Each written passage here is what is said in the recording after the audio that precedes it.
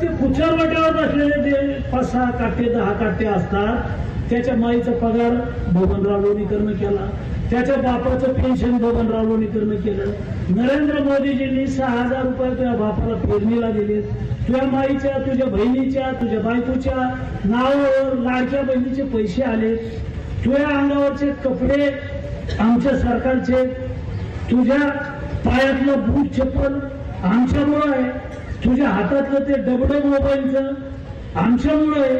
अरे आमचंच घेतो ना, आमच्याच पॅन्डावर करतो, आम्हालाच बोलतो, चुकीचं लिहितो सरकार. आता 293 प्रस्ताव 93 प्रस्ताव. तत्पूर्वी 1 मिनिट लोणीकर साहेबांना काय बोलायचं थोडक्यात. नाही अध्यक्ष महोदय, अध्यक्ष महोदय, अध्यक्ष महोदय, माझा हरकतीचा मुद्दा असा आहे की काल आणि आज 2 दिवस माझ्या नावाचा उल्लेख झालेला आहे, जे मी आयुष्यात कधी बोललो नाही. 40 वर्ष मी राजकारणामध्ये आहे. अध्यक्ष महोदय, हे बघा, सभागृहाला माहिती द्यायची आहे. अध्यक्ष महोदय, सभागृहाला माहिती द्यायची आहे. 13 कोटी जनतेचं हे सभागृह आहे. बोला.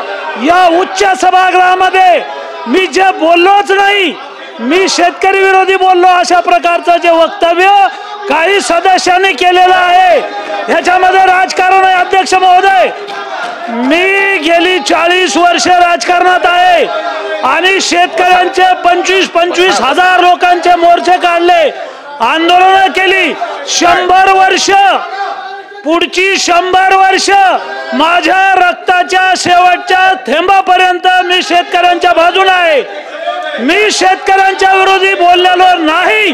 काही लोक राजकारण करतायत. अध्यक्ष महोदय, मला या सभागृहाला सांगायचं, 13 कोटी जनतेला सांगायचंय, माझ्या मृत्यूनंतर माझे हाड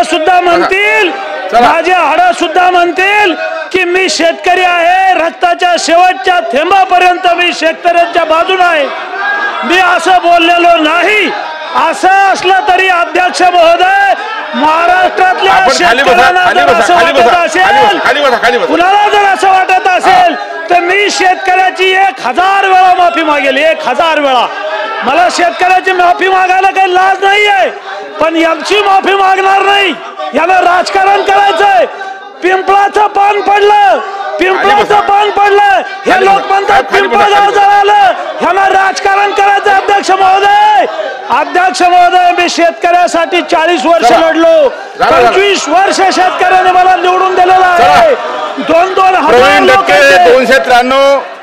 293 वरती चर्चा सुरू करूया. आपलं म्हणणं सांगितलं लोणीकर साहेब, आपण आपलं म्हणणं मांडलं. या ठिकाणी आता मंत्री महोदय, एक मिनिट मंत्री महोदय. अध्यक्ष महोदय, सन्माननीय अध्यक्ष महोदय, या सभागृहाचे एक ज्येष्ठ सदस्य सन्माननीय बबनराव लोणीकर याने ऐका ना, सरकारची भूमिका ऐका. आपण सरकारची भूमिका सरकारची भूमिका आपण आदित्य साहेब खाली बसा. माननीय विरोधी पक्षाच्या सदस्यांना माझी विनंती आहे, आपण सरकारची भूमिका देखील समजावून घ्या. या ठिकाणी जे वर्तमानपत्रातनं, समाज माध्यमांमधनं या सदनाचे सदस्य सन्माननीय बबनराव लोणीकर साहेबांच्या बद्दलचं वक्तव्य आलं, जे दूरदृश्य किंवा टीव्हीच्या चॅनेलच्या माध्यमातून सगळ्यांनी या ठिकाणी पाहिलं. आज त्यांनी या ठिकाणी त्याच्या बाबतीत त्याचा या ठिकाणी त्यांनी व्यक्तिगत सदस्य या सदनाचे म्हणून त्यांनी खुलासा केला की ऐका बसून बोलू नका, सागर साहेब बसून बोलू नका. त्यांनी या ठिकाणी स्पष्ट सांगितलं की माझ्या मृत्यूनंतर माझ्या हाडांमध्ये सुद्धा शेतकऱ्यांचं या ठिकाणी नाव असलं जाईल. म्हणजे जो माणूस एवढ्या पोटतिडकीनं बोलतो आणि त्यांनी एवढंही सांगितलं की जर अशा पद्धतीच्या माझ्या बोलण्यामुळं काही लोकांच्या भावना दुखावल्या असतील तर ते म्हणले ना की अशा तुम्ही रेकॉर्ड काढा, तर मी शेतकऱ्यांची एकदा नाही 100 वेळा माफी मागतो. ते बोलले स्वतः. पण बसा, आपण पुढे जाऊया. हे अहो त्यांनी मागितली ना, तुम्ही ऐकलं ना, रेकॉर्डवर आहे, चला रेकॉर्डवर आहे. खाली बसा. आणि सन्माननीय अध्यक्ष महाराज, सन्माननीय अध्यक्ष महाराज, विषय संपला. सन्माननीय अध्यक्ष महाराज, विषय झाला, पुढे जाऊया. सन्माननीय अध्यक्ष महाराज, त्यांची सुद्धा बाजू या ठिकाणी ऐकली पाहिजे. बरोबर. त्यांचा उद्देश शेतकऱ्याची अशा पद्धतीचा अपमान करण्याचा नव्हता. त्यांनी स्पष्ट सांगितलं की तरी सुद्धा ते ज्या व्यक्तीला उद्देशून बोलले, ज्या व्यक्तीचा संदर्भ देऊन ते भाषण करत होते, त्या व्यक्तीच्या बद्दल ते बोलले, पण तोडून मोडून ते सगळ्या शेतकऱ्यांना जोडलं गेलं. तरी देखील ते म्हणतात की मी शेतकऱ्यांची 100 वेळा माफी मागतो. ऑन रेकॉर्ड त्यांनी माफी मागितलेली आहे. पण अशा पद्धतीनं तोडून मोडून दाखवलेल्या टीव्हीच्या वक्तव्याचा राजकीय भांडवल आमच्या विरोधकांनी सुद्धा करू नये. आणि या विषयावरती महोदय आपण ही विनंती. चला प्रवीण दटके आणले काय? प्रवीण दटके 293 ची चर्चा आपण सुरू करावी. 293 ची चर्चा सुरू होईल. 293 वर बोलण्याकरता मला संधी दिली त्याबद्दल मी माननीय अध्यक्षांचा आभारी आहे. माननीय अध्यक्ष महोदय, बसा बसा. मी या सरकारचा आभारी आहे. कारण या सरकारने बोला बोला बोला. रघुजी राजांची तलवार, या सरकारने रघुजी राजांची तलवार,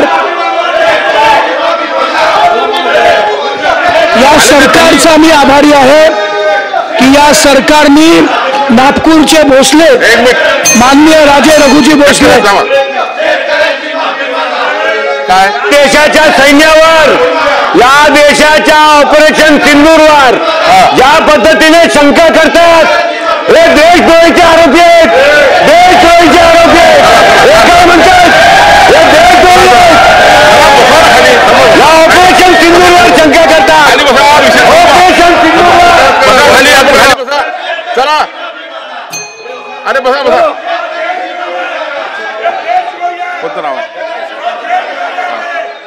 बसा, जागेवर बसा, जागेवर बसा.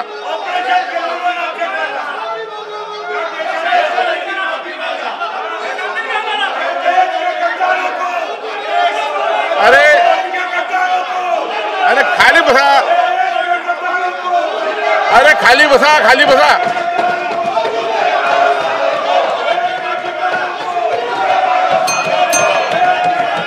चला सभागृहाची बैठक 10 मिनिटांसाठी स्थगित करते. आज विधानसभेत प्रचंड मोठ्या प्रमाणावरती हंगामा झालेला आहे. त्याची दृश्य आपण पाहिलीत. बबनराव लोणीकर यांनी काय वक्तव्य केलं होतं हे देखील आपण या ठिकाणी आत्ताच बघितलेलं आहे. आणि त्यांनी स्पष्टीकरण काय दिलं हे देखील आपण आत्ता पाहिलेलं आहे. यावरती तुमच्या प्रतिक्रिया खाली कमेंट बॉक्सच्या माध्यमातून नक्की व्यक्त करा. बबनराव लोणीकर यांचं स्पष्टीकरण योग्य आहे का अयोग्य आहे यावरती तुमचं मत खाली कमेंट बॉक्सच्या माध्यमातून नक्की व्यक्त करा. आणि पाहत रहा, सबस्क्राईब नक्की करा तुमचा हक्काचा चॅनल व्हायरल इन इंडियाला. धन्यवाद.